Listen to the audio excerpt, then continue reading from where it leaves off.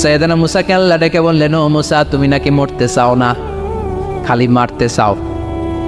সাইয়েদনা মুসা বলেন, না মাবুদ, আমি তো চিনি নাই, এটা যে মালাকুল মাউত আমি তো চিনি নাই, চিনলে তো তার গায়ে আমি হাত তোলার সাহস করতাম না। আল্লাহ বললেন, ও মুসা যাও, দাইয়াদাকা আলা মাতনি সাউর, ওই যে একটা গাভী দেখা যায়, ষাঁড় দেখা যায়, ওই গরুর পিঠের উপরে তোমার ডান হাতটা রেখে দাও। সাইয়েদনা মুসা আলাইহিস সালাম গরুর পিঠের উপরে ডান হাত রাখলেন। আল্লাহ বললেন, মুসা, তোমার ডান হাতের নিচে গরুর যতগুলো পশম, প্রত্যেকটা পশমের বিনিময়ে তোমার 1 বছর করে হায়াত আমি বাড়িয়ে দিলাম।